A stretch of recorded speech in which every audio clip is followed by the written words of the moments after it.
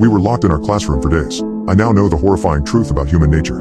Day 1. We had just opened our textbooks to chapter 8 when the alarms blared overhead. A red strobing light spun by the door as metal slats slid down the wall to seal us in. The others started to stir and panic at their desks. Now. Class, I'm sure everything is fine. Probably just a drill. Mr. Jonas held up his hands in an attempt to soothe the crowd. Just as he was about to open his mouth, Evie came over the intercom. Level 3 contagion located in the south quadrant of campus. Lockdown protocol is now in effect. Isolation protocol is now in effect. Oh no. The teacher suddenly looked pale and a little panicked himself. Day 3. I slid my rook across the tiled chessboard to overtake Patricia's bishop. She stuck out her tongue in defiance as I removed it from the board. I smirked and then shoved another saltine cracker in my mouth. Mr. Jonas said we shouldn't be in here much longer. It was probably just taking the CDC a while to quarantine and eradicate the contagion. He said it must be a pretty nasty virus if they are keeping us locked in our classrooms. We have enough snacks for another day or so. It's been difficult to ration properly when all you have are crackers, candy, and canned spray cheese. Overall, though, we were keeping our hopes up, which was all we could really do. Staying positive, for now. Day 5. The room was starting to smell foul. We designated some buckets in the corner as the bathrooms and they were about half full and beyond putrid. We ran out of food last night. My stomach rumbled with hunger, but I did my best to ignore it. I didn't feel like playing chess or reading anymore. Instead, I just napped at my desk as much as possible to pass the time. I was hoping at any moment I'd be awoken to the doors opening so that I could go home. I missed my parents. Mr. Jonas was losing his composure too. He'd been pretty put together up to this point and ensuring we were all calm. But his eyes looked a little wild now, and he kept pacing the room talking to himself. A few times I heard him cursing under his breath and then reciting prayers. I really hope we get out of here soon. Day 8. Bang, bang, bang. A pounding sound coming from the other side of the classroom pulled me from my dreams. Bang, bang, bang. I stayed still to appear asleep but cracked my eyes just enough to watch as the biology teacher smashed a chair against the steel door over and over again. Bang, bang, bang. He was really losing it. Let us out of here. Mr. Jonas screamed as he tossed the chair to the side. I cannot do that, sir. A level 3 contagion has been detected. I have sealed off the affected area, but you must stay isolated for your safety. The robotic voice hummed over the speakers. He screeched profanities at the camera in the corner of the ceiling. Some of the other boys were becoming aggressive as well. There had been some fights the last couple of mornings. Also, some hands going where they shouldn't be going, back behind the fake plants and lab equipment. It seemed as if we were slowly devolving. Becoming an enclosure of chimpanzees, like one you'd see at the zoo but only hungrier. We needed out, or something terrible was going to happen. Day 10. We'd been on a diet of tap water for the past 5 days. I felt dizzy every time I stood from my desk. The room would spin and I'd almost black out. I kept my footing by sheer force of willpower. I had this irrational fear that if I passed out, I'd be eaten by my classmates, like a pack of hyenas on a gazelle, feasting on my intestines as they spilled across the tiled floor. It sounded crazy if I said it out loud, but when I looked around the room and saw all the hungry faces, I didn't think the idea was too far-fetched after all. Mr. Jonas hasn't said a word in over 12 hours. He's just been sitting at his desk, carving something into the surface of it with an X-Acto knife. For the first time today, I had the thought that maybe we weren't going to make it out of this. Maybe we were all going to die in this classroom. I hung my head and cried. Day 13. Mr. Jonas. Mr. Jonas, stop, Micah cried. Don't you see? We have to do this, we need food. It's survival 101. When the pack is suffering and food is scarce, they turn on their weakest member. It's simple biology. Survival of the fittest. Mr. Jonas had his hands around Trevor's neck, squeezing so hard that the boy's eyes were about to pop from his skull. Trevor struggled beneath him, but he was frail and terribly small for his age. Micah grabbed a large beaker from the table and lifted it high over his head. Mr. Jonas, stop now. Don't make me do this. But the teacher was long gone. His eyes gleamed with delight as drool dripped down his chin from salivating at the thought of a meal. I jumped to my feet as Micah brought the beaker down as hard as he could onto Mr. Jonas' head. It shattered to pieces on impact, knocking the teacher out cold. I helped Micah push him off Trevor. The poor kid was wheezing and gasping for air as tears streamed down his face. You're all right, it's okay, you're all right. Micah patted the kid on the back, trying to calm him as he wailed. Suddenly there was a scream like a war cry and Mr. Jonas was airborne. He leapt across a desk and plowed into Micah. They both went sprawling across the tile. Micah resisted him but Mr. Jonas ended up on top and began dropping his elbows viciously on Micah's face, causing blood to spew from his nose and mouth. Static filled my mind. I didn't think, I only reacted. I reached down and picked up a hunk of glass from the broken beaker, grabbed Mr. Jonas' shaggy hair and pulled it back to extend his neck. I pulled the glass through the meat of his throat as hard as I could. I'd never seen so much blood before. It poured in a waterfall across Micah's chest. Mr. Jonas fell to the side once more, this time never to get up again. I stared at my blood-soaked hands. I felt nothing. No remorse, no fear. Only static. Suddenly the metal slats retracted into the ceiling and the door swung open. Lockdown protocol has been lifted. Please continue with your regular schedules. Lockdown protocol has been lifted. Her cheery robotic voice seemed so distant and out of place now. The other students gathered around me, just staring at the pool of blood. I think it was the hunger talking, but a part of me wanted to know what it tasted like. I think the others did too. Thankfully, before that could happen, a man in a suit strolled into the classroom. "Hello, class." His perfect teeth gleamed under the LEDs. Before we could say anything, a team of adults in overalls poured into the room. Some began taking pictures of everything. Others started cleaning up Mr. Jonas. One man with gray hair dropped a large box on the teacher's desk and opened it. He then started throwing fresh fruit and granola bars to each of the students. We devoured everything he gave us. I started to feel more like myself after 2 bananas and 4 granola bars. They tasted like heaven, a sweet salvation. The first man with the nice teeth and the expensive suit waited until we were all done before he addressed us again. "I know it's been a long 13 days, guys. I appreciate you all hanging in there. I've alerted each of your parents that you've been cleared to go home." The classroom erupted in cheers as we all hugged each other. Even Micah, covered in gore, danced around excitedly. "You'll all be able to go home soon, but first I just need to do a little debrief with each of you before you go. I'm going to set up in the counselor's office, and Mr. Moses here is going to bring you down one by one to give your account on what happened here during isolation." We all nodded our heads in agreement. Anything to get out of here. Mr. Moses, the man with the gray hair and the snacks, took us down one by one, and we spilled our guts to the man with the nice teeth. When I gave my story on what it was like, I still felt numb. Even when describing how I'd killed Mr. Jonas, I just felt nothing. It wasn't until I'd gotten home that evening that I'd broken down and wept. Once I was in my mother's arms, I cried and cried until I couldn't anymore. Then I ate more food than I ever had. I shoveled pasta down my throat until I thought my stomach would burst. It was a good feeling. To be full. To be human again. Years later, while I was at university, a whistleblower had leaked that what we'd endured at the school was a government cover-up for a top-secret experiment. There had been no virus, no contagion. It began as an experiment to test the artificial intelligence system they had at the school. But then it morphed into a social experiment to see how long we would last before someone was murdered or severely harmed. To test the boundaries of civility and moral character under immense pressure. Just in case there was a real issue with the code in the AI, and this scenario became a reality elsewhere. When I'd killed Mr. Jonas, it had ended the experiment. The news had made me sick to my stomach. I was angry and disgusted for weeks. I was okay with it now though. You see, Trevor may have been small, the weakest member of the pride perhaps, but he was also a genius. With his hacking expertise, we were able to locate Mr. Nice Teeth and Mr. Moses. It's been 6 days so far, and every time they scream and hit the door with a chair, I just can't help but smile. It's a little experiment a few of us are conducting. It'll end when someone is murdered or severely injured. I've been flying for the past 30 hours, but something feels wrong. I now know why the flight attendants keep crying. 30 hours ago, I hopped on a late-night flight from New York to LA to go to my favorite furry convention. Takeoff passed without incident, and soon, I was stretched out for a nap across the row. I slept for a few hours. I don't know how long, but I woke up to some severe turbulence. It's possible that the lights in the cabin went out for a moment, but I was so disoriented that it's hard to say. I checked my phone to see that it was 4:03 a.m., which I figured gave me about an hour until we landed. When I looked out my window, I was shocked to see nothing but wide open ocean. My jaw dropped. There's obviously no ocean between New York and Los Angeles. I hit the button to call the flight attendant and spent the next few minutes racking my brain for a lake that could have possibly been big enough to explain what I was seeing. I jumped when the attendant flipped off the light. She was grinning from ear to ear, and tears were pouring down her cheeks. "How can I help you, sir?" she asked. I froze for a moment at her reaction before deciding to just ask my question. "Where are we? Why does it look like we're flying over an ocean?" She wiped her cheeks to clear the tears, still grinning wildly. "Sir, we'll be landing in about an hour."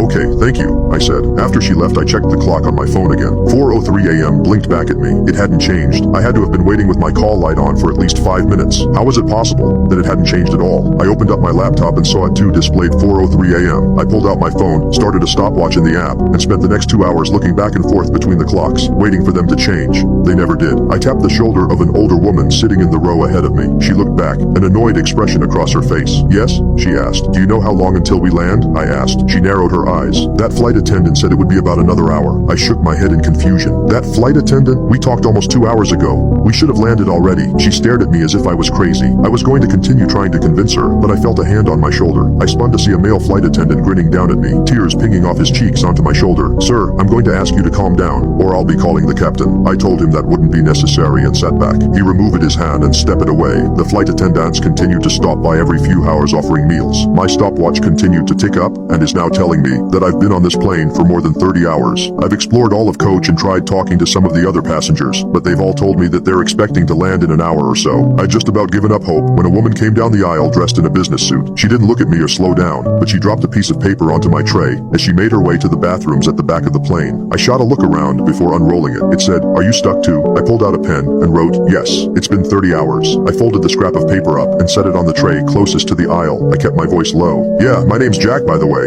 I'd say nice to meet you, but..." She nodded. "I'm Mary. You're wrong. Getting your message was by far the best thing about the past day. I've spent the last day and a half thinking I was alone in this. She paused for a moment, looking up the aisle. When she spoke again, her voice was a whisper. So Jack, you have any theories on what the hell's going on? I considered lying, but decided the truth was for the best. I think we might be dead. Mary shook her head. Maybe if it were just me, or just you. If this was some cosmic train to hell, why would there be two of us who realize what's going on? No idea. Mary pulled out her phone and handed it to me. It displayed the Wikipedia article for flight MH370, the airline that disappeared in 2014. I read through the article carefully. There were dozens of theories trying to explain what happened. They ranged from hypoxia, to suicide, to aliens. Doesn't tell us much, I said. Not much other than that this may have happened before, she said. How about you? Any theories as to why anyone else can't see what's going on? We talked it over and realized one thing we had in common was that we were both fast asleep at 4:03 a.m. There's no way we were the only ones asleep at that time though. Maybe everyone else was just napping. I don't know about you, but I was well and truly asleep. The cabin lights flicked off and a dozen red emergency lights in the floor flicked on, casting the cabin in a red glow. The intercom crackled to life saying, "Passengers, please return to your seats. The seatbelt sign is fastened, and we may experience some turbulence. We'll be landing in about an hour." Mary froze. Should I go back? She asked. Maybe they won't notice if you're gone, but maybe they already know and they're just trying to separate us. Mary nodded. We should stay together. That's a better idea.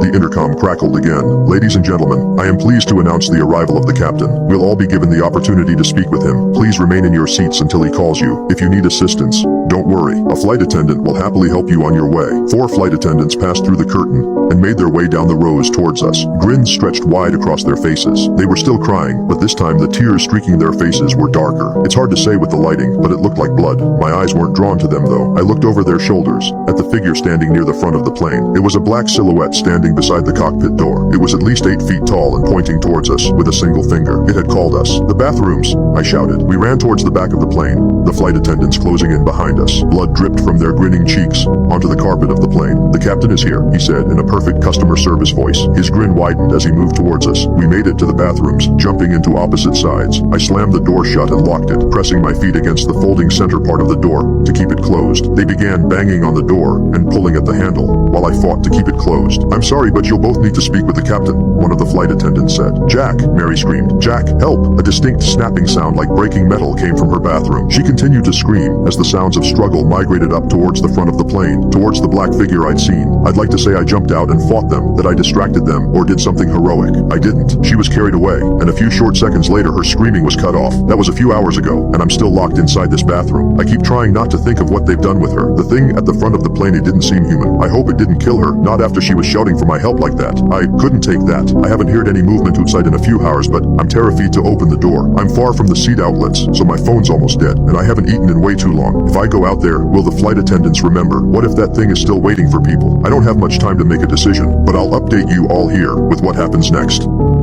After another dozen hours or so, I opened the bathroom door. The lights in the cabin were back to normal, and I couldn't smell any sulfur. I cautiously made my way back to my seat and almost cried when the grinning, crying flight attendant came by offering a meal. That crappy airline food was the most delicious thing I'd ever eaten. When I'd finished, my mind immediately turned to Mary. What had happened to her? I crept down the aisle towards first class, trying to keep a low profile. Surprisingly, the flight attendants were nowhere to be seen. They'd almost seemed to ignore me, almost as if they wanted me to find her. She had a row to herself and was staring down at her phone in the window seat. I slid into the aisle and shook her arm. "Mary," I hissed. She pulled out her headphones and stared at me with a surprised expression. "Yeah? What's going on? Are you okay?" I asked. "What did that thing do to you? What did they do to you? I'm sorry, remind me how I know you? What do you mean?" I realized with sinking horror that she had no idea who I was. I fought back tears. "Mary, how long have you been on this flight?" She checked the watch on her wrist. "Well, it's 4:03 a.m., so a few hours at least." She stared at me the same way you'd look at a person claiming they were the second coming of Christ. I finally concluded that suicide was my only option after my 128 rewatch of Thor Ragnarok. I got to my feet and limped towards the emergency exit. I knew normally the pressure inside the airplane forced the doors closed, but I figured that nothing about my situation was normal. If this didn't work, I'd find some other more painful way to go. I grabbed at the handle and swung it up. To my shock, the door opened easily, though no wind of any kind whipped around the cabin. It remained the standard, slightly too cold temperature that it had been for the past who knew how long. The open door called to me. A black portal out of the plane. I stared at it for a long moment, almost too long. An attendant's hand grabbed my shoulder, pulling me away. In a fit of anger and strength that surprised me, I wrenched away and jumped out of the plane. The wind whipping past my face was almost magical. A new sensation after so many months of the same. The ocean below me grew closer and larger, and I realized that suddenly, I didn't want to die after all. It grew larger and larger and larger, until it seemed that all I could see was darkness and waves. I impacted the surface of the water so fast and hard that my entire body jerked around in the seat. I pulled my hand back, sucking at my bruised knuckle. I'd hit it on the seat in front of me. "No," I whispered, then shouted, "No, no, no." A flight attendant ran down the aisle, kneeling beside me. "Are you okay, sir?" I clenched my hands into fists, almost swinging at her, but then I realized she wasn't grinning, she wasn't crying. To be honest, she looked a little scared of me. I reached my right hand down to my pocket, where I could feel my now unbroken phone. 4:04 am. "Sir, if you can calm down, we'll be landing in about an hour." My mouth tasted like ash. "Thank you," I managed. "I will." I stared, unblinking at my phone. It now displayed 4:05 a.m. Then I looked out my window and began to cry at the sight of city lights below me. We did land in about an hour. I can't even begin to explain why or how, but I'm currently sitting in an airport cafe typing this out. I'm free, I'm out, and I'm never going. I work as a sleep scientist. After my last discovery, I've refused to sleep for 3 weeks straight. I usually enjoy working in the sleep lab, but after what I discovered last night, I don't think I'll ever be able to sleep properly again. Since working as a sleep scientist, I've seen my fair share of terrifying and panic-inducing cases. I've had to hear the blood-curdling screams of kids with sleep paralysis claiming to see demons. I've had people attack me in their sleep. I've seen just about every type of terrifying sleep-related issue, but nothing could have prepared me for my last patient. He was a man in his mid-20s who had lapsed into a coma a few days before he was transferred to our facility. He was sent here so we could monitor him, since a coma is very similar to deep sleep, so it's great for sleep research. I was originally hesitant to take on this patient for observation. The reason is, this patient presents with a whole list of strange and unusual symptoms, yet we have no idea what could have caused it. The patient's brother reports that the patient had randomly begun suffering from extreme hallucinations and headaches, so decided to go to sleep early. A whole week goes by, and he never wakes up, despite having no visible health issues. His brother had just assumed he went to sleep for the night, not knowing it would be his last sleep. I knew it was going to be a challenge finding out what caused this, so I hooked him up to our monitoring machines and began with our usual process. But I never could have guessed the horrifying discoveries I would soon make. When I began monitoring the patient, I noticed something extremely strange. His brain waves weren't typical of a normal coma patient, but all his other physical attributes are. His pupils are unresponsive to light, and he is unresponsive to all stimuli applied, including painful stimuli, except for reflex responses. But his brain waves seemed like he was still awake, still fully capable and conscious. The professor in charge of our lab had a theory that the patient may have been exposed to some airborne pathogen that infected his brain, which may explain the unusual brain activity. But something was telling me it was something a lot worse than that. Whatever the diagnosis, he was a medical mystery and could have held the key to some obscure disease, and by extension, a new discovery. We were looking at uncharted and undiscovered scientific territory here. So, this afternoon, one by one, my colleagues at the lab checked out for home. Soon there was just me left, staying overnight alone to monitor the patient. I have done this, as I say, many times before. It's the usual routine. I turned on my personal laptop and checked emails and so on. Can't use speakers or headphones on the chance that patients call out or make a noise during the night. Can't risk missing something like that. I was reading something online when I first heard footsteps coming from the corridor. I didn't think anything of it. Probably one of the patients had woken up and had to use the restroom or something. I was immersed in the article I was reading, when suddenly everything seemed to stand still as the realization hit me. There were no other patients in the sleep lab tonight. Just me and Coma Guy. My head turned to the monitor instantly, in the dubious hope that maybe the patient had woken up. Nope, still on the bed, unresponsive, like a log. The footsteps were in the corridor, and they seemed to be going towards the sleep room. I swiveled in my chair and scrambled to the door, in long, hurried steps, almost leaping to it. I opened it and peered out. There was no one in the corridor. Just to be safe, I checked the nearby rooms, including the vacant sleep rooms. All the doors leading to the sleep lab were locked. Only my staff security swipe card can open those. I was safe and sealed in. It had been my imagination. Sighing and assuming it was probably nothing, I returned to the monitoring room. Another quick check that the recordings were in order, and I settled into my laptop routine again. With the computer fans humming away, the steady beep of the patient's heart rate, and nothing interesting online, I was on the verge of sleep. Thank God I never fell asleep then, otherwise that could have been my last ever nap. The steady sound of the patient's heart rate is what had almost lulled me into a trance, and it's the heart rate that woke me up again, with start. The patient's heart rate had spontaneously increased, very fast. I looked up eagerly at the EEG signal. It had changed, gotten quicker, responsive to something. Was the patient waking up? I stared at the infrared camera image, which was blurry, so I got up and went to look in through the window. Nothing. There was no movement, no change in the patient's consciousness, but his breathing and heart rate had increased. His brain activity had changed within the coma. Was he experiencing hallucinations? I stared at the stationary figure on the bed for some time in the darkness. And then, something within the room moved. At first, I thought it was the shadow of the cabinet on the other side of the room, but the shadow was moving, creeping, a black mass, creeping slowly towards the bed. I blinked, trying to be sure of myself. It was so dark that sometimes the mind creates shapes of darkness and shadows, illusions. No, it did seem to really be there. It was elongating now, as though something, this black thing, had been on all fours and was now standing up, to stand over the patient in his bed. An intruder, someone here to attack the patient, or just someone mentally unstable who had somehow found a way in. Perhaps they had tailgated and slipped in behind a member of staff as they had entered through the security-protected doors. "Hey!" I shouted, banging on the window. "Hey, who's there? You're not supposed to be in there." The figure stood, unmoved. I went back to the door, through the corridor, and into the sleep room. I turned on the light. No one was there. There couldn't have been time to escape. If they'd exited the sleep room, they would have run into me in the corridor. How odd. Most likely a trick of the darkness. Just to be certain, though, I checked underneath the bed, and in the ensuite bathroom, and in the cabinet for good measure. Everything was in order. I looked at the patient in bed. I was now standing over the bed in the same way I'd imagined the shadow had done. The patient's breathing had returned to his normal pace. I went back to the monitoring room, and I looked at the screen displaying the camera view. I rewound the recording back a few minutes. There was nothing on there, no shadow. Everything was just like usual. Empty room, with the patient in the bed with nothing moving.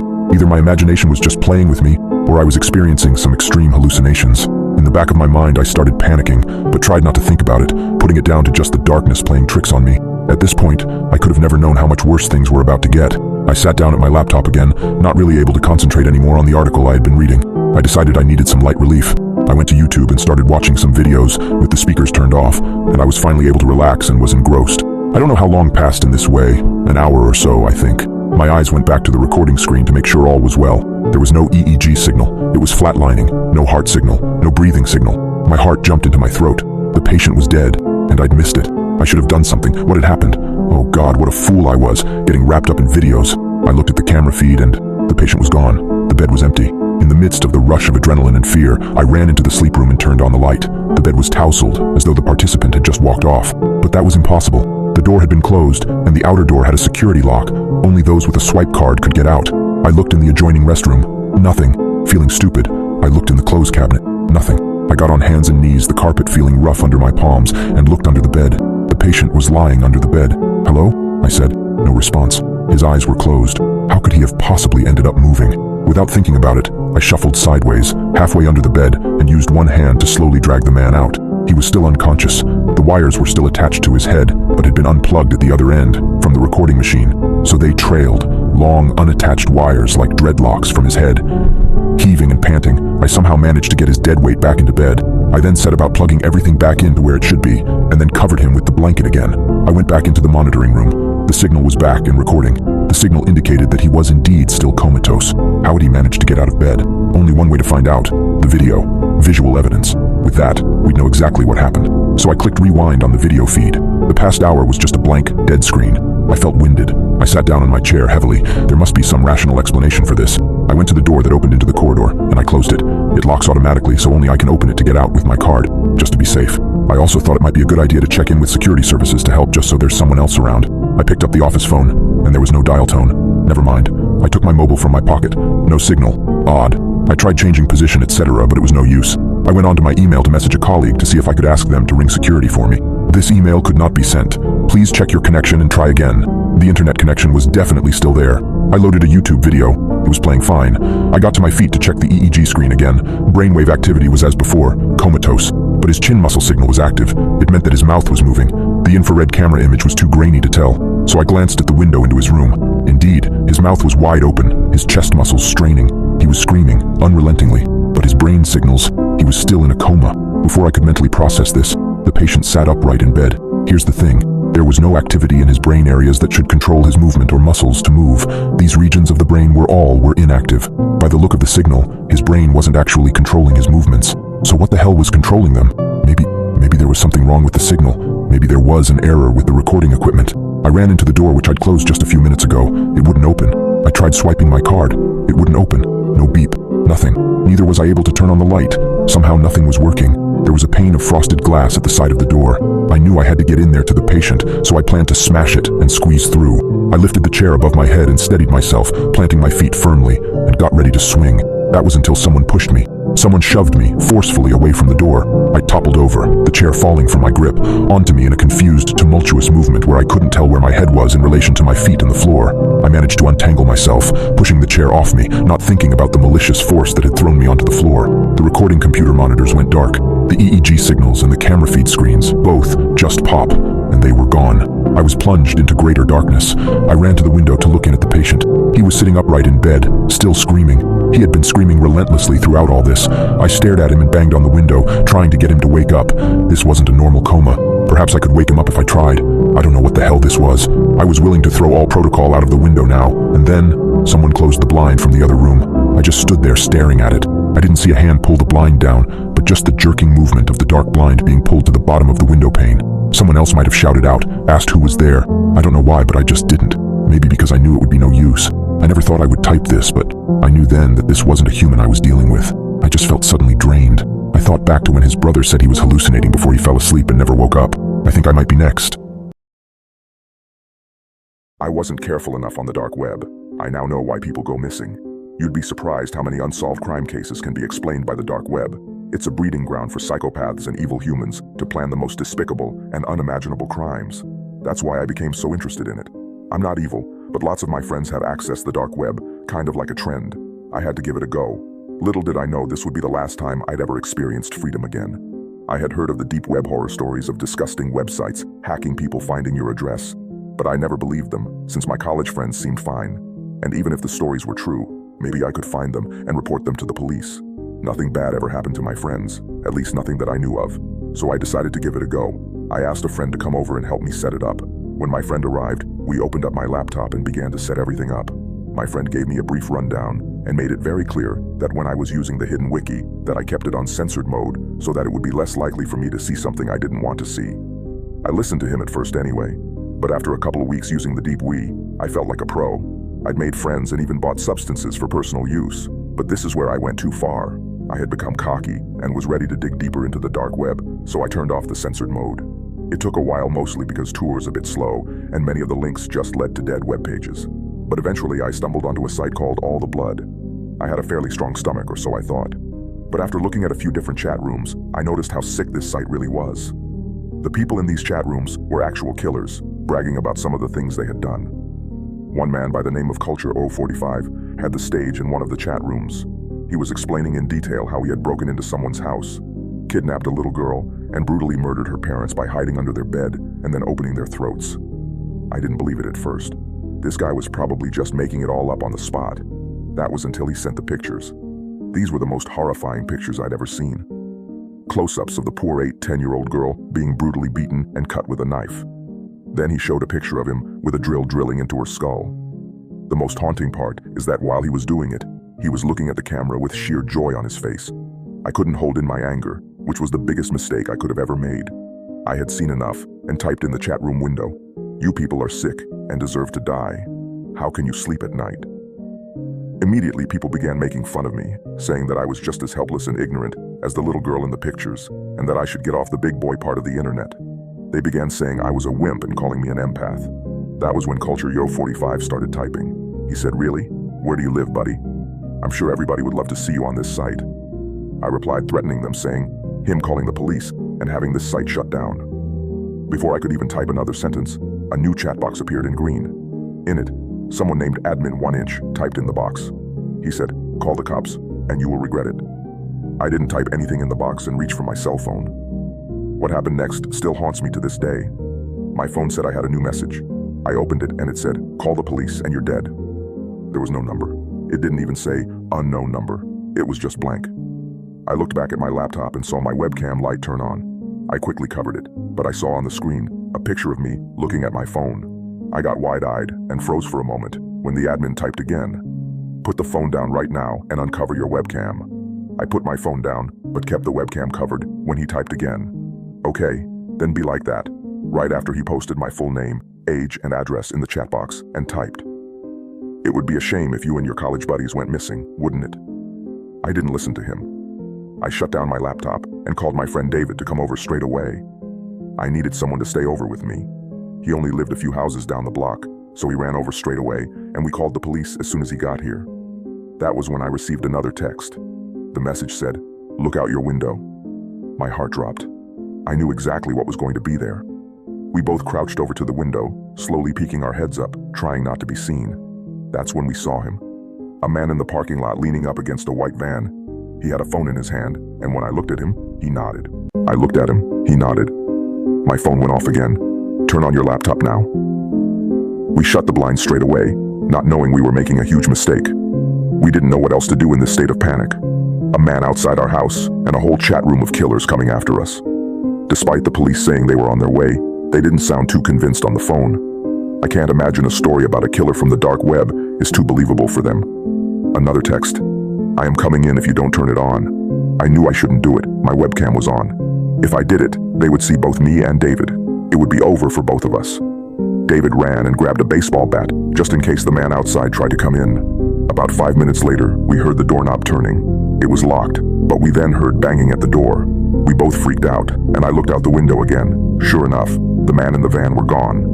The banging on the door got more and more violent, until eventually we heard a horrible scratching sound. It lasted a few more minutes, and then we heard footsteps walk down the hall and eventually fade away. I received another text. "We will be back." That really got to me when the cops arrived. They told me to look at my door. I followed them back out into the hallway and saw engraved in our door my name. The police began investigating the whole building, and they had a tech police officer come in and look at my computer. He began to do scans and investigate the weird software on my laptop. Eventually, he managed to close and remove it and told me that my laptop isn't safe. He said the core files of it had been hacked into, corrupted. We did a complete wipe of my laptop, and he looked at my phone as well. Just like last time, he couldn't tell where the messages came from and told me that they would be sure to keep some cops nearby in case this ever happened again. I could barely sleep that night. I still went into school the next day with David with me all the time. Both of us were petrified. The police had told us they were looking into the situation and ensuring our safety around the clock, but what could they really do if someone just came up behind us out of nowhere? I somehow survived the whole day of school. David had to stay at school for slightly longer to finish a project, so I went home and collapsed on my bed, exhausted from lack of sleep. That was when I heard it. I heard screams coming from my laptop. I ran over to my desk and lifted up my screen. My wallpaper was changed, and an application filled the whole screen with what looked like a live stream. I couldn't exit out, and the live stream was coming from a boy's house. He looked about 13 or 14 and was at his computer. It was David's brother. It didn't take long for me to see that I was watching through his webcam, and he had no idea. I saw a small chat box pop up in the top right of the screen, and in it, someone typed in the box, "Welcome to our live stream. We are glad everyone could be here. Thank you, John, for being here as well." My eyes got very wide. My name was John, and they were waiting until I was watching to start the live stream. As I watched, I saw that the closet door behind the poor boy slowly opened, and a man walked out with a toolbox in one hand. He quietly set the toolbox down and pulled out some duct tape. He went behind the kid and put the tape over his mouth and grabbed him tight. The poor kid's face was in total fear. He tried to scream, but he couldn't because of the tape. They were making a decent amount of noise, so it told me that the kid must have been home alone. I tried hard to exit, but I couldn't. I saw the man take out a screwdriver and drive it into the kid's chest. Blood began to pour out, and the kid made a full wheezing type noise. I saw tears come from his eyes as this sick man began to drive the screwdriver deeper and deeper. I can't even explain the horrors that I witnessed after that. It was disgusting. I noticed that in the chat box, several people were cheering the man on and requesting for him to do different things to the boy. I was sick. I threw up all over the floor, and when I looked back, I saw in the chat box people typing in horrible things like, "Oh my God, that was so wonderful. Thanks so much for doing this." In the box, I saw someone named Culture045 type into the box, "Thanks for the request, John. We did this for you." After that, the program closed on its own. I was sweating, breathing heavy, and feeling sick. Throughout the entire thing, I didn't realize that my phone had gone off several times. I looked at it, and the most hateful, mean messages were coming from my friends and family. I asked my mom what was wrong, and she texted back, "You sent that sick, disturbing live stream to everyone. You did this to David's brother. I can't believe who you are. Those monsters framed me. I saw the blue flashing lights outside and knew it was over for me. They had fabricated the whole thing, and there's no way the police would believe it was some people from the dark web. My advice, never go on the dark web." I had to kill it. There is a good chance that you will never know my name, but I can assure you that your children will. I am not alive, yet. There has been a puddle of tears growing at my feet for the past 3 hours as I've sat here trying to formulate this message. I am not worried about myself and what will happen to me. What's done is done. I am, however, truly terrified for you and yours. I want to talk about a man you may come to know by the name of Aaron Irvine. I was working at a television syndicate as a producer when I first formally met Aaron. Before that, I got to know him through various news articles, TV shows, and social media posts much like you will all come to know him. Aaron was one of 100 intelligent autonomous humanoids. Out of the 100, you could call Aaron the public relations specialist out of all of them. He was the one that traveled across the globe going to press conferences, performing on television, helping charities, and stealing the hearts of people throughout the world. Wherever he went, a camera followed, and the population went crazy for it. The other 99 intelligent autonomous humanoids were carefully placed into society at classified locations to be studied on how they interacted with humans. Nobody knows when or where they were placed into the population. They could have already checked you out at the grocery store. They could be teaching your children right now and you would never know. Those things look damn good. Out of the 99, only 2 were ever exposed for being inhuman. Reports stated that the individuals who exposed them became suspicious by their lifeless eyes and confirmed they were a machine when they got close enough to smell the stench of their synthetic skin. I saw those lifeless eyes for the first time when Aaron came to the studio for the rehearsal. As soon as it walked through the door, I studied its movement. I felt my stomach try to climb out of my throat as I watched it shake hands and hug the crew with its programmed emotion and charm. It was all fugazi and I wasn't buying it. My skin crawled witnessing the human connection it was attempting to make with my peers, fooling every one of them into thinking they were the same and equal. Whether my peers thought they were equals or not, they were sadly mistaken. That thing was far superior. Aaron walked over to me and extended his hand. When I looked into its eyes as I reluctantly went for the handshake, I saw something change in its demeanor. When our hands connected, I could feel it reading me. It was taking my pulse, measuring the moisture in my palms. I saw the analysis it ran with the subtle movement of its eyes. Somewhere in its computerized mind it was storing me in a file where the skeptics went. The enemies. How the world took to Aaron with such comfort bewildered me. Seeing Aaron, this marvel of technology right in front of me, pumped me full of dread. People saw him as a friend, a well-to-do companion, whereas all I saw was my evolutionary replacement ready to exterminate me and my race in an emotionless genocide.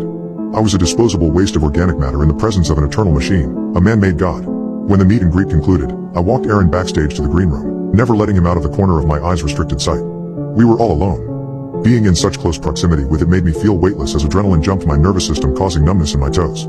I didn't feel safe. What he said to me in the privacy of the green room is the reason that I write to you. Do I make you nervous? Aaron asked. I stuck my trembling hands in my pockets and postured up in a feeble attempt to disguise the terror the questions had brought to me.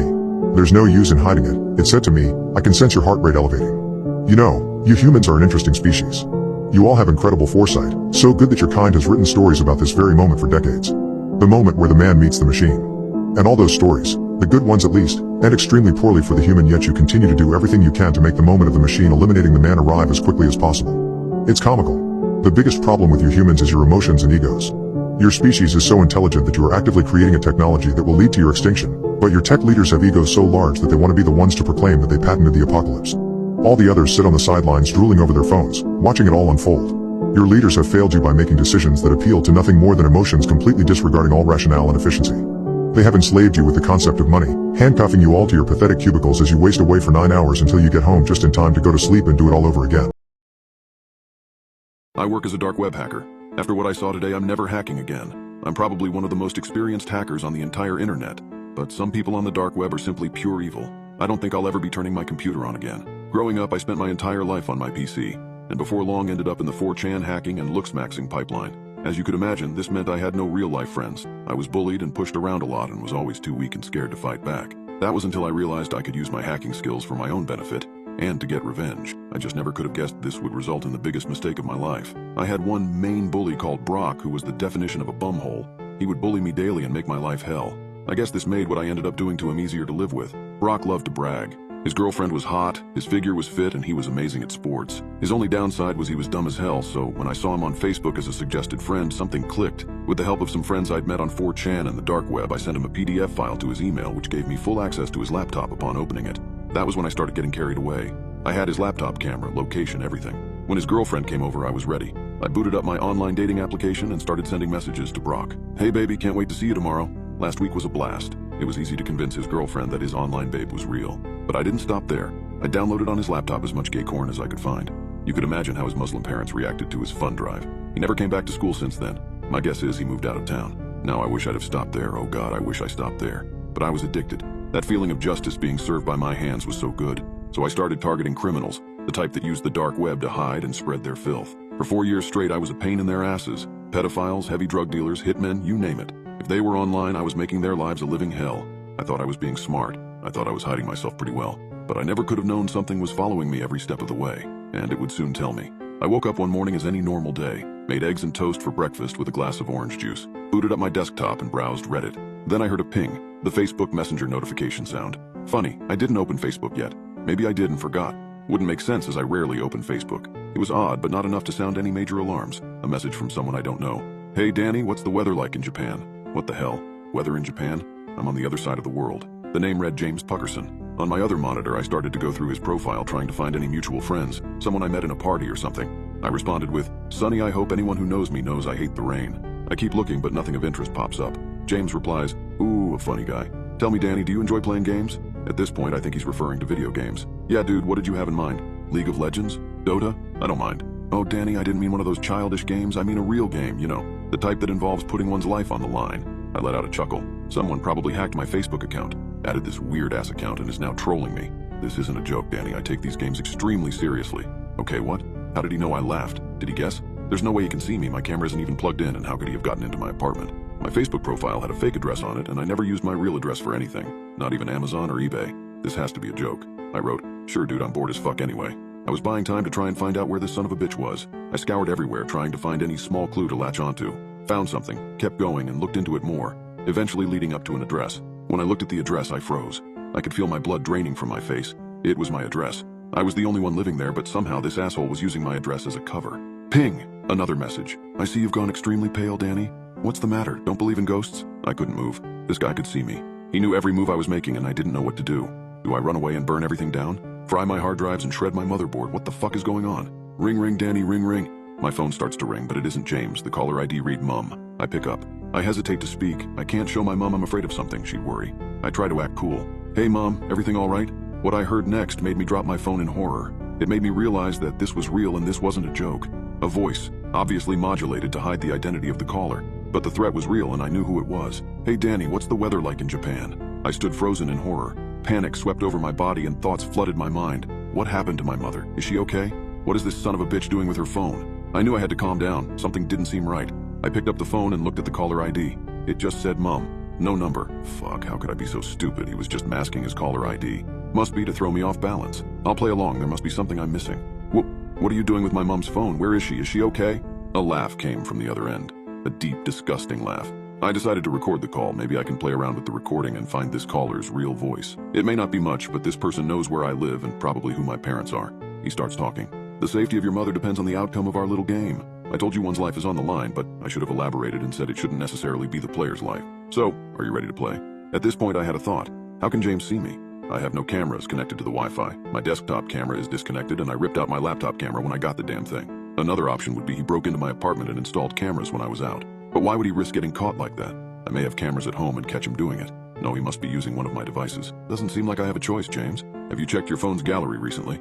Confused, I picked up my phone and opened the gallery. To my horror, there were pictures of me. Pictures I didn't remember taking. Pictures of me sleeping, eating, working on my computer, even taking a shower. It felt like every moment of my life was on display. But it wasn't just that. Among the pictures, I stumbled upon one that made my heart race even faster. It was a picture of me looking at the exact message thread I was reading, taken just minutes ago. But what made my stomach drop was the reflection in the glass window behind me in the photo.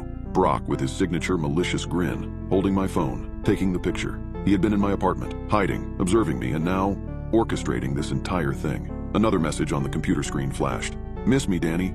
Turns out you're not the only one with friends on the dark web. You took my life away from me and now it's my turn. After 4 miscarriages, I bought a baby off the dark web. Some women are lucky. When they conceive, their child is born safe and sound. They grow up healthy and happy. They become doctors, lawyers, maybe even the president someday. Some women are not nearly as lucky. They lose a child the first or possibly even the second time. But then they have their lucky day and they're blessed with an addition to their family. I'm neither of these women. I've never been able to carry a pregnancy to term. 4 times I've conceived. 4 times I've miscarried. It's never easy. I get my hopes up every time. I run to Mitchell with the pregnancy test, grinning and telling him that this is the time. This is the time our family will grow from 2 to 3. The first time my husband spun me around and kissed me several times on the cheek. He did that the second time too. The third time he only smiled. The fourth time the smile didn't reach his eyes. I didn't blame him. I couldn't smile either. Even though hope was attempting to blossom in my heart, I knew I'd never get to hold the life growing in my womb. I threw myself into my garden to distract myself from my pain. Because of this, I have quite a beautiful garden. I grow vegetables of all sorts, carrots, potatoes, a few stalks of corn. I even grew pumpkins last year. When the harvest comes around, I store what I can, and what I can't I end up giving to my neighbors. The little kid next door took the pumpkin I gave them and carved it into the perfect jack-o'-lantern. Well, mostly perfect. Its smile was lopsided. A few months ago, I was in one of my gardening chat rooms when the subject of children came up. My heart ached as I brought up what me and my husband had gone through, and everyone was so comforting. One of the other women, her screen name was Abby Loves Apples, opened up about how she'd also had several miscarriages before she'd had her twins 6 years back. Twin girls, identical in every way. They were so cute I nearly cried. If only I'd had the desire to keep trying like Abby had. I nearly signed off when I got a private message from Abby Loves Apples. I can help you have a child. Let's exchange email addresses. I can't bear seeing you suffer any longer than you have to. Of course, I assumed that she would bring up some sort of expensive medical treatment, something that my husband and I couldn't even dream of affording. Not like he'd even want to try. He was already bringing up getting my tubes tied when our tax return came in. It wasn't that at all. Abby sent me a long message about how she'd also given up hope about having children. How her husband had actually left her for another woman because she couldn't give him children. She'd lost all hope and was 2 days away from jumping off a nearby bridge. She'd made plans, wrote out her will, and was finishing up her suicide note when her elderly neighbor came to visit. That woman saved her life. The woman had brought her something to help her womb become as friendly as her garden. She'd given very specific instructions, and Abby followed them to the letter. With luck and a random man she'd picked up off a dating website, Abby became pregnant and gave birth to Ivy and Iris. And Abby was willing to guide me through this process with no payment necessary. I needed this. I knew Mitchell would never leave me. At least I hoped he wouldn't. But I had no other option if I wanted to give birth to my children. In a week, I got a box in the mail. Abby's instructions were simple, but she insisted I had to follow them to the letter. If I didn't, not only would I lose the baby, but I would risk my life as well. Thankfully, the instructions were simple. In the box was a bag of what I can describe as something like white sand. It was so fine but had a bizarre smell, almost like copper. I was to measure out a teaspoon of this stuff and mix it with a cup of water once a day, preferably around the same time, and drink it down. I know it was stupid to drink something I got from a stranger on the internet. I was desperate. And Abby didn't come off as a nutcase. It didn't taste bad, at least. It didn't have much of a taste at all, just left my throat feeling rather grainy and uncomfortable. I was to do this until I became pregnant. It wasn't hard to drag my husband into bed. I didn't tell him what I was doing, but it wasn't much of his business anyway. When I skipped a period, I knew I was pregnant. I'd stocked up on pregnancy tests beforehand, and I took 2 to confirm. When my husband got home from work, I showed him the test with a hopeful smile. Maybe this time, babe. His smile didn't have much hope, but he kissed my forehead. He knew I was happy. He didn't know that this time I had a secret weapon. Now that I was confirmed to be pregnant, I had to up my dosage of the Zand. 2 teaspoons, 1 in the morning, 1 at night, taken with water. My husband caught me taking it at night once and asked what it was. I told him it was some prenatal vitamins that would help the baby. He didn't say anything after that, just turned over in bed and turned out the light.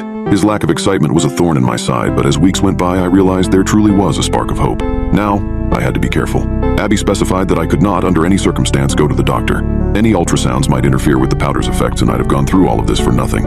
I couldn't take any other medication that helped with prenatal care, and it was recommended I didn't tell anyone outside of my husband I was pregnant. Hide it for as long as I could.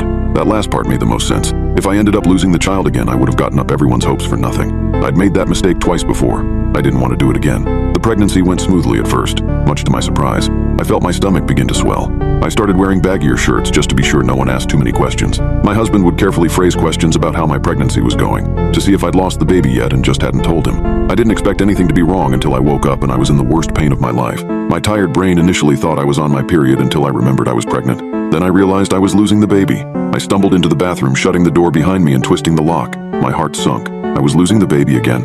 I went over and over in my mind what had I done wrong. Had I missed a dose? Had I accidentally taken too much or too little?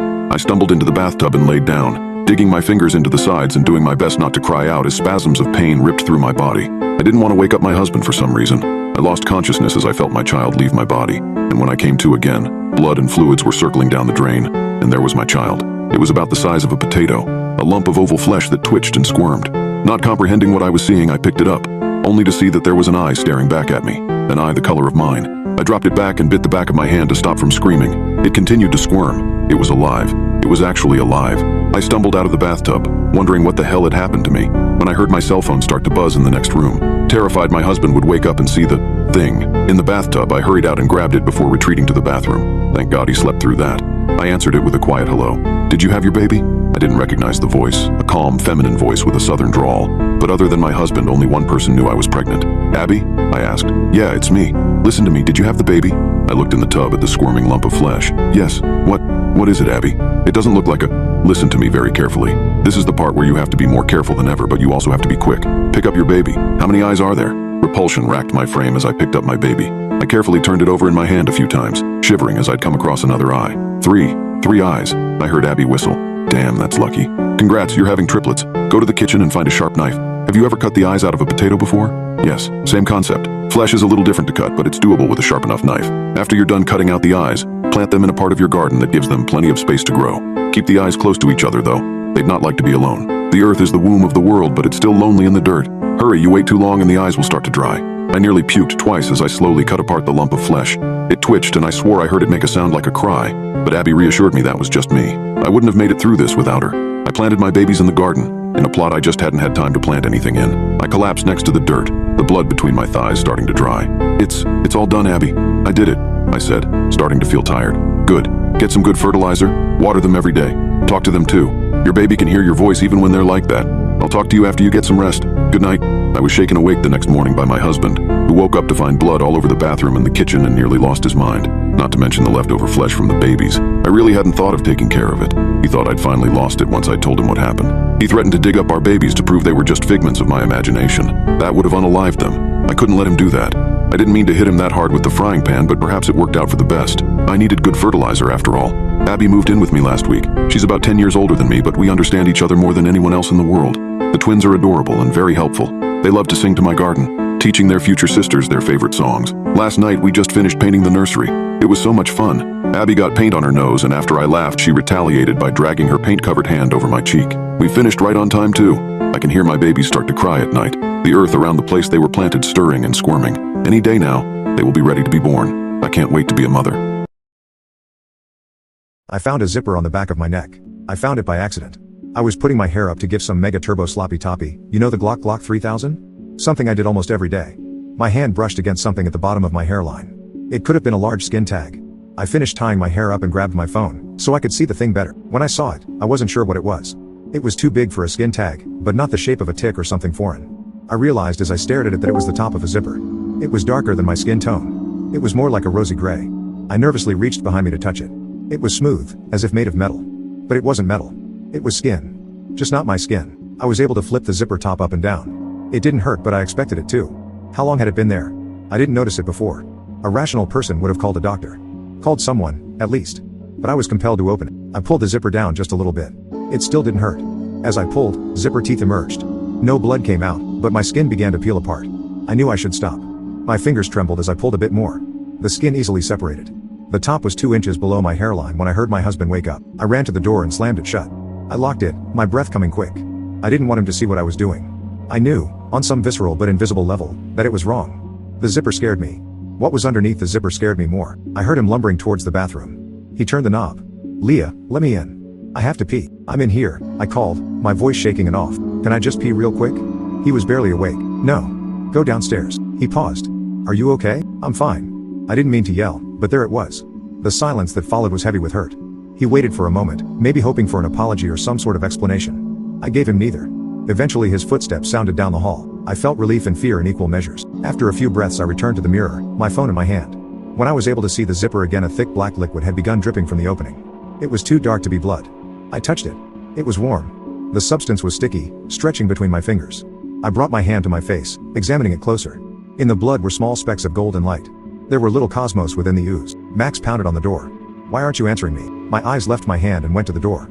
How long had I been standing there? Stop ignoring me. I'm not, I whispered. What are you doing in there? Nothing, I whispered. I heard his body slump against the door. He was crying again. How long are you going to punish me? I wasn't punishing him. This wasn't about him. Why does he always think everything is about him? I was at the mirror again, pulling the zipper further down. The black liquid was mostly contained within the zipper, but droplets made their way down my back. Something large was pushing against my spine. I could see it, like a fetus's fist against a mother's stomach. It pressed outward, making my neck and back look bumpy. There was something in there. Something that needed to come out. I pulled the zipper until it was down to my shoulders. I began to hear gurgling coming from the opening. For a moment I thought spiders were pouring from the teeth, but I blinked and they were gone. I had never felt so scared and yet, so compelled. Obsessed. My hand shook so much I couldn't hold the zipper to pull it. A slick hand shot out of the opening, covered in the black substance. I screamed. The hand flicked off the substance, almost nonchalantly, and grasped the zipper. Max's voice penetrated the scene. What is going on? Are you hurt? I fell to my knees as the foreign hand pulled the zipper further. It was at my shoulder blades, then the middle of my back, and then the lower back. My skin was peeled forward like a cocoon. The hand withdrew inside me.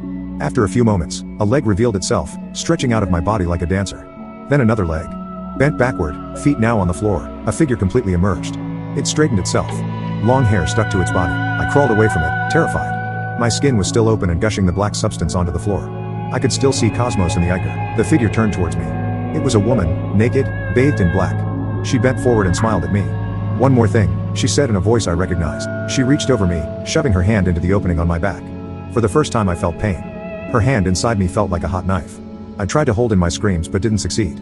She rooted around for what felt like a lifetime. Finally, when I felt close to passing out, she removed her hand. And it was an axe. The axe was too large to have fit inside me. She slung it over her shoulder, still smiling. I heard my own breath. Panting. I also heard the faint voice of Max, from outside the door. He was begging, crying. He was knocking, pounding. The figure noticed too, her face turning towards the door. "Don't," I whispered. I knew what she wanted to do. I knew, because it was what I wanted. She set the axe down and turned to the mirror, putting her hair up. She wiped the substance off her face. Without looking at me she said, "Wait here. I'll take care of it." I gathered my knees to my chest, sobbing into them. She grabbed the axe. Unceremoniously she unlocked the door and opened it. Max's voice was small as he said, "Leah." She closed the door behind her. My son went missing age 9. I just found a photo of him on the dark web. It's been 3 weeks since my world fell apart. I had entered my son's room one morning to wake him up for school only to see an empty bed waiting for me. My wife and I searched everywhere. The police searched everywhere. But there was absolutely no evidence, no lead, and no trace of my little boy anywhere. It was as if he vanished into thin air. This was only one of the many cases in our town of strange disappearances, and they were always children. I never got along well with my son, but I still loved him more than anything. My wife blamed me for his disappearance, claiming I made him run away, but I would never do such a thing. After a couple weeks, I finally built up the courage to enter his room. Nothing could have ever been more painful than looking at the dust building up on his untouched toys, but I knew that this would be the first step to facing my grief. Maybe I deserved this sadness for all the times I would hit him when he disobeyed me, but he didn't deserve this. I sat on his bed for an hour, breaking down into tears as I looked around his room, hoping to see some sort of sign for where he went, regretting everything I ever did to him. However, despite the police scanning through his entire phone and finding nothing, it had just occurred to me that there was one thing they had forgotten to check: his laptop. I was certain there would be nothing on it. He only ever used it to play Minecraft and Roblox with his friends, but I was desperate for anything that could give me a chance of finding him. I jumped off the bed and went straight to his desk, ripping open the laptop, frantically pressing the spacebar as I waited for it to finish charging. The glow of the screen eventually illuminated my surroundings as my eyes adjusted to what was being presented before me. After scouring through the laptop for 10 minutes, I found nothing. I'd almost completely given up, my heart slowly dropping as I realized there was nothing I could find to save him. That was until I noticed his hard drive behind his pencil case on the desk. As a last hope, I plugged it in, not expecting to find anything else other than maybe some Roblox games or photos. That was until I noticed the antivirus on the laptop spamming notifications saying it was infected. Starting the second I plugged in the hard drive, I knew something was wrong. After looking into the alerts, I noticed they were coming from one folder specifically named My New Friends. My heart sank. Did he make some new friends online that I knew nothing about? Were they the reason he's gone? I opened the folder and was met with a bunch of shortcuts for an application named Tor Browser, which I didn't at the time. I didn't realize was a direct path to the dark web. I felt a glimmer of hope that I might actually be able to find where he went. My prayers had been answered, and a tab had been left open, though it wasn't one I recognized. There were several weirdly titled links, many of which were live streams. I noticed one had been left highlighted and labeled, "Click to see him." I don't know what I was thinking at that moment, but I did just that. I clicked on the link. The screen loaded for a few seconds before a photo blipped up. It was my son. Standing on either side of him were two other people, though their heads weren't in frame. The uneasy expression of my son being held in place by these two beings made me feel faint. I struggled to breathe properly as I began going into a panic attack. Before I could absolutely lose it, I leaned in to get a better look at the photo, only to be blinded by a large pop-up covering the image that looked like some sort of questionnaire. Someone was playing a sick game on me, but I had no choice but to proceed and play along. They had my son, and this was my only chance of getting him back. The first question on the screen was shockingly personal. "Are you looking for a missing son?" My trembling finger hovered over the mousepad before finally pressing yes. The webpage transformed, presenting a grid of photos of children, all with the same lost look as my son with the same background. Why the hell were there so many? I scrolled through, knowing there must have been so many other parents feeling this same pain. That was until I saw him. It was a recent photo, his hair a little longer than I remembered. As I selected it, a pit formed in my stomach. My son's information filled the screen, his stats, his favorite foods, even the clothes he was last seen wearing. And there, chillingly, was a photo of the bedroom I was sitting in, taken from an angle that suggested a hidden observer. A cold sweat formed on my brow as the next instruction appeared. Check under the bed. In a state of panic, I approached the bed, not wanting to disobey whoever was watching me, in case they could make me disappear too. I knelt down, my hand reaching into the void, part of me thinking someone was about to grab me. My heart sank when I felt it brush against a shoebox. I didn't remember this ever being there before. It was put there recently. I slowly dragged it out, realizing it was heavier than I originally had thought, and carefully brought it over to my desk. A new message appeared on the screen. Carefully opened the box. I was praying that there wouldn't be some sort of chopped off limb inside for my son. However, upon opening it, the truth was so much worse. A gun, wrapped in a shiny purple cloth, loaded with a single bullet. It was real, the metal cool and ominous in my shaking hands. Looking up, my son was now on a live stream, bound to a chair. a placard hanging from his neck with a scrawled message. "Are we really the bad guys?" A man walked on the screen, pulling down a projector screen in front of my son. I started shaking, thinking they were going to murder him behind the curtain. But instead, a video started playing on the projector. Different clips started appearing on the screen. Videos of me with my son and my wife inside my own house. Tears blurred my vision as I saw myself throwing glass vases towards my wife in fits of pure rage that I forced myself to forget. More and more images showed up of cuts, bruises, and gashes on my wife and son. A montage of moments I'd forced myself to forget. Of raised voices and clenched fists. Moments where I'd become a stranger to myself. A tyrant in my own home. Revulsion twisted in my gut as the bitter truth was laid bare. His abduction was salvation from me. A choice appeared on the screen. A simple yet devastating option. Prove you really love him. Yourself or him. The camera on the live stream panned out to reveal a figure pointing a gun at my son's head. The insinuation was clear. I had to choose who would die. Tears blurred my vision. The gun felt impossibly heavy in my hand as the cursor blinked, awaiting my decision.